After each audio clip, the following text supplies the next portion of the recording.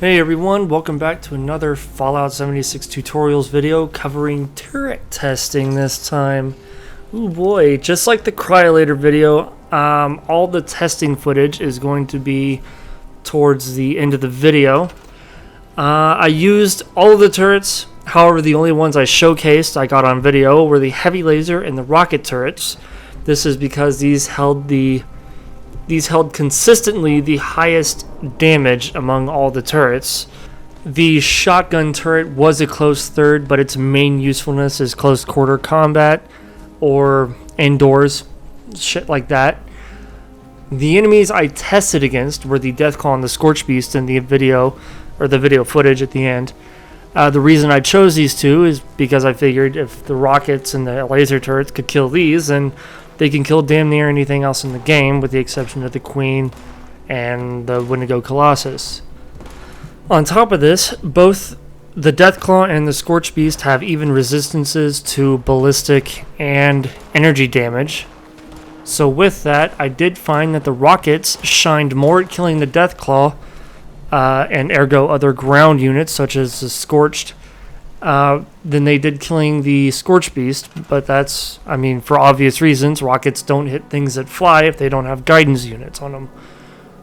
However, the Scorch Beast is where the laser turrets, the heavy laser turrets, did shine, because they lock on. It's hit scan weapon, so you don't have to worry about a flight time for the laser. They just fire and they hit.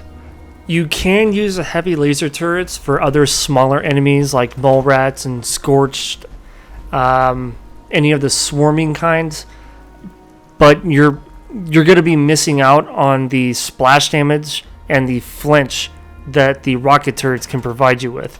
So in terms of the smaller enemies and ground cluttering units, I do recommend the rocket turret over the heavy laser.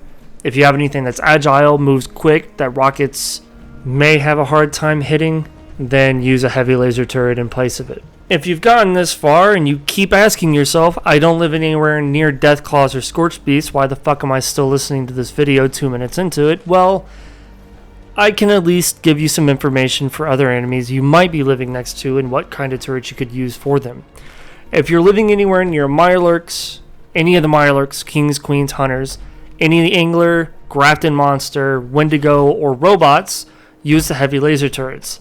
All of them have lower energy resistance than they do ballistic.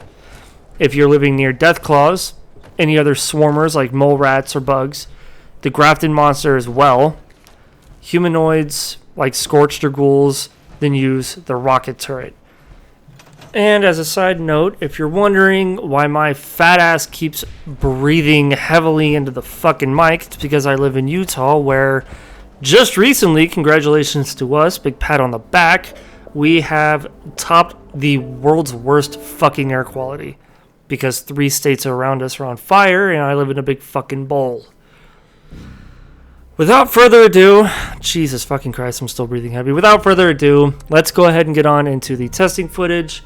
Thank you. Have a good day. Other things that you say at the end of the video.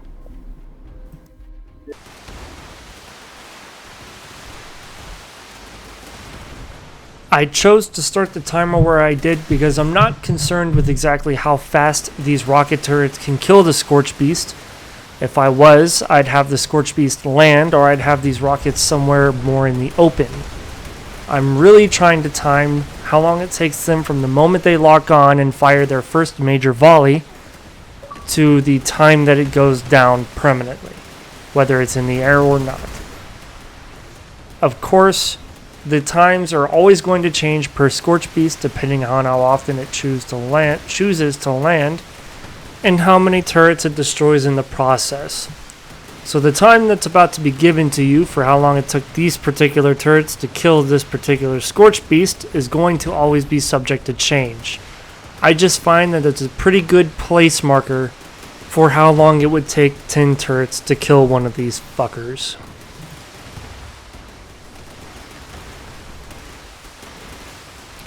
I'm killing the other little Scorch that are all over the ground in order to kind of keep my rockets aiming at the Scorch Beast, just to sort of help them out. I know it's not really realistic. If you're away from your base, the Scorch Beast is going to spawn with its own Scorched. However, I'm trying to just keep the rockets on target, on focus for the test. So, once again, another aspect that affects the total time. However, I wanted to try and get it as accurate as possible had it just been the Scorch Beast.